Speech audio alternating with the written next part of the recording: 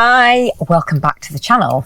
I've had my hair cut. I'm a bit self-conscious. I think I like it, but it's getting shorter and shorter. I'll be bald next time you tune in. Anyway, you're not here to listen to me going on about my hair. So, I'm Coral, and I've set up this channel to help keep me sober, hopefully.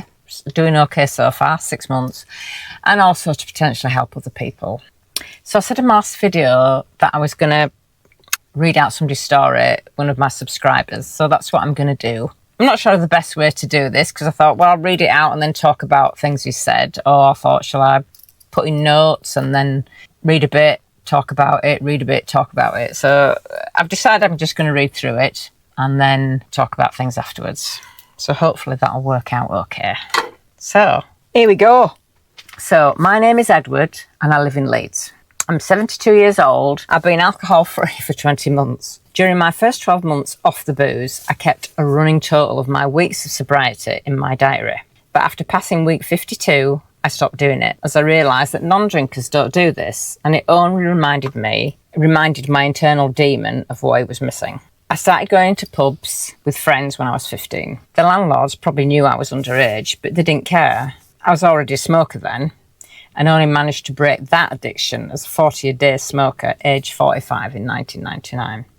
I joined the army, age 19, for 6 years, and getting legless was our main hobby in our free time. It didn't matter if we were living under canvas. One tent would be reserved as the troop bar. We were even allowed 2 cans of beer a day on active service in Northern Ireland, but I went without to keep a clear head.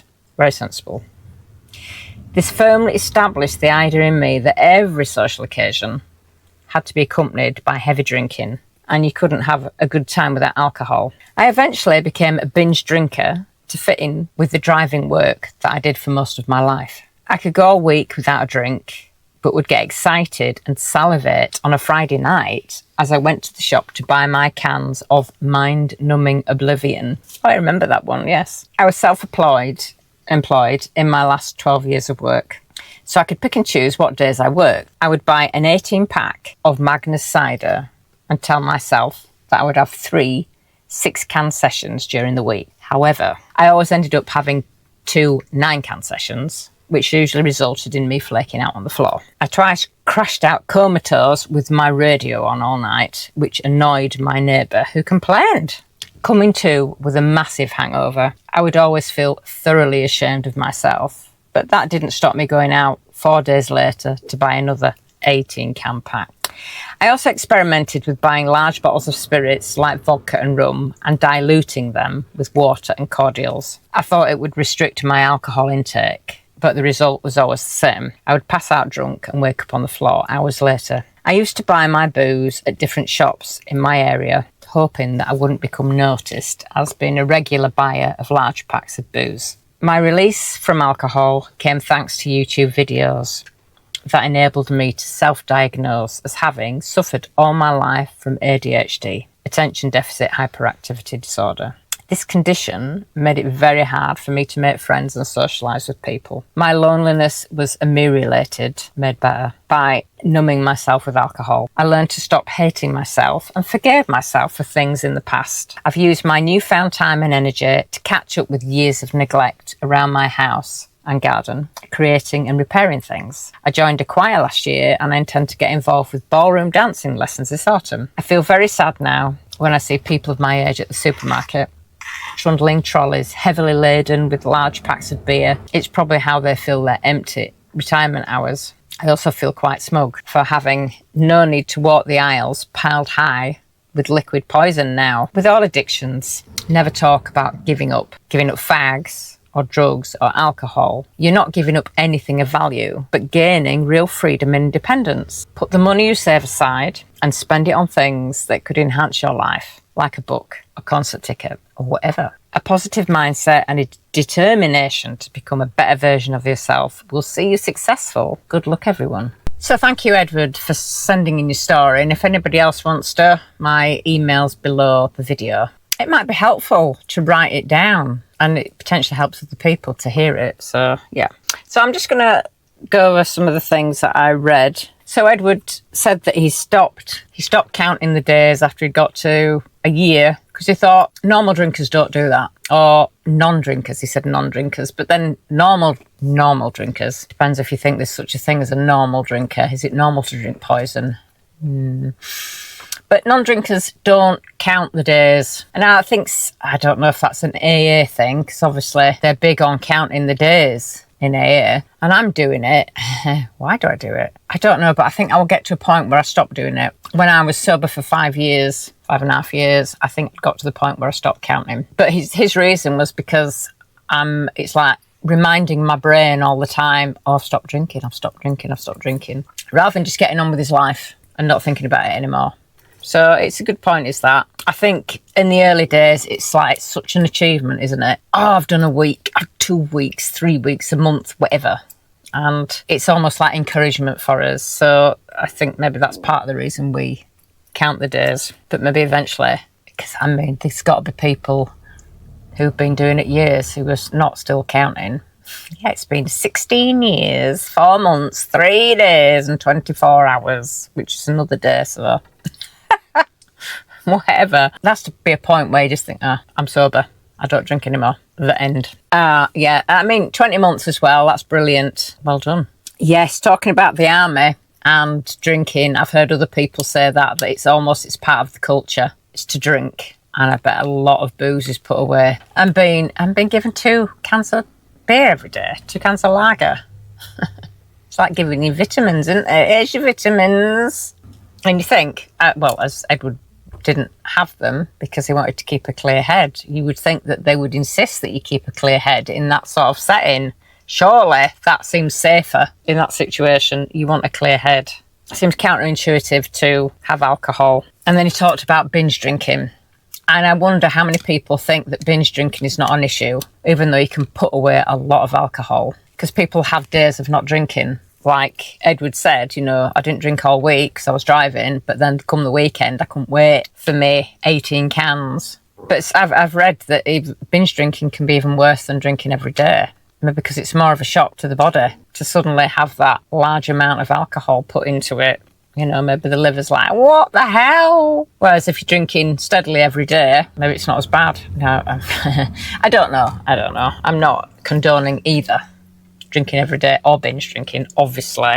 It's also interesting what Edward says and how we can all do it. We try to find a way to moderate our drinking to try and, pretend that we're not doing it as much. So, yeah, I drank spirits and watered them down. Of course, maybe forgetting that spirits are initially very much stronger than a can of cider or beer, whatever. But thinking that that'll help. And also going to different shops because of the guilt, the shame, and not wanting people to see that you're drinking as much as you are. I remember feeling like that, because I was a bottle of vodka a day person. And I was aware of going to maybe the same shop and thinking, they're going to know, they're going to be talking about me behind my back. Like that matters. Don't really. What we're doing to ourselves is more important. But yeah, the shame of doing it and waking up after a skinful thinking, oh my God. And vowing that I'm not going to do that again. I'm not going to do it again, only to do it again. We've all been there. And for me, as I've maybe said, the only way to not go there is to just not do it at all. Trying to control it don't work for some of us. It just don't work. But we can convince ourselves. So it's like alcohol whispers, just 1 or 2, it'll be fine, you'll be fine. And then, skinful later when you're on floor, you realise that you weren't fine. You shouldn't drink. I mean, I've felt so ill after drinking. I've been laid there waking up thinking, oh my God, I am dying. I feel so poorly. I am absolutely dying. My liver is packed up. That's it. This is it. Curtains for me. I'm praying, saying, please God, don't let me die. Please, I won't do it again, honest. Only to do it again as soon as I feel better. It's absolute insanity. It makes no sense at all. Edward, you mentioned ADHD. It does affect how you feel about yourself. It does affect your relationships with people. I always felt different. I didn't find it easy to make friends. Yeah, even a self-diagnosis can be useful, can't it? Because it's like, right, well, that explains why I felt like that, or I did that, or whatever. And you can learn to forgive yourself, you know, and you can stop feeling so defective. So Edward talks about all the positive things he's doing now. And absolutely, you put down the booze, and just sometimes as a matter of, because you need to do something to distract yourself, you can get all this energy and motivation and start doing things. I've had so many jobs that needed doing in my van, and when I stopped drinking, I started to do them. They might still be odd bit here and there, but I've done things that hadn't been done, and I've been in this van over 3 years now. So yes, you find that interest and energy and motivation, which is really good. And now you're doing positive things, because there's a big wide world out there. There's so many things you can do. Sitting and drinking every day is boring. It's boring. But yeah, ballroom dancing might not be your cup of tea, but who knows where that might lead.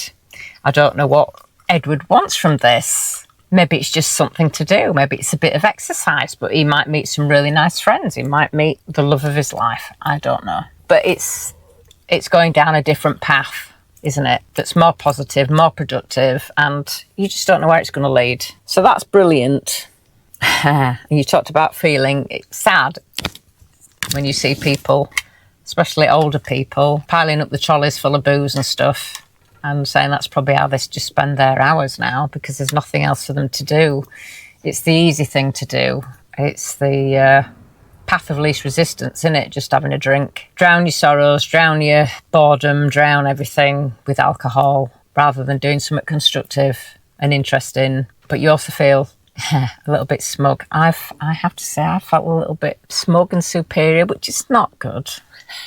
It's not good, but it's not in a judgy way. I don't think it's in a judgy way.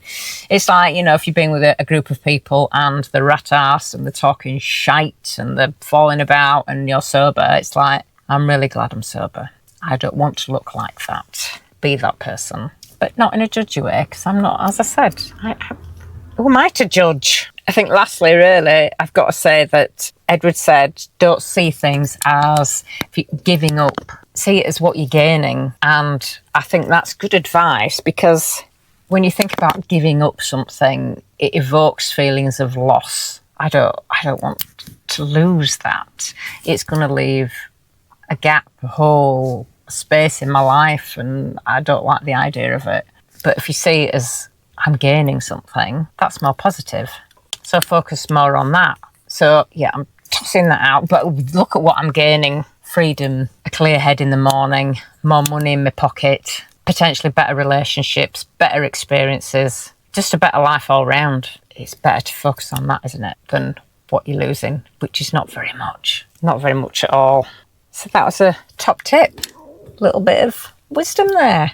So thanks again, Edward. And if anybody else wants to write in, please do. And yeah, feel free to comment, and any questions you've got for Edward, if there are any, I'm sure I'd be happy to answer them. Well, I'm not sure.